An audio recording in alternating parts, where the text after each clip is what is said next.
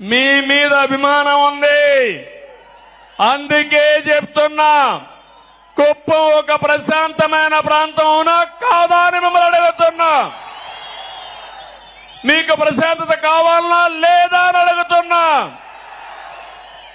ఈ రోజు మీ తరపున ఈ యొక్క ఎన్టీఆర్ మెమోరియల్, ఎన్టీఆర్ విగ్రహం సాక్షిగా చెప్తున్నా, ఎవడైనా కుప్పంలో రౌడీజం చేశారో చేస్తారు.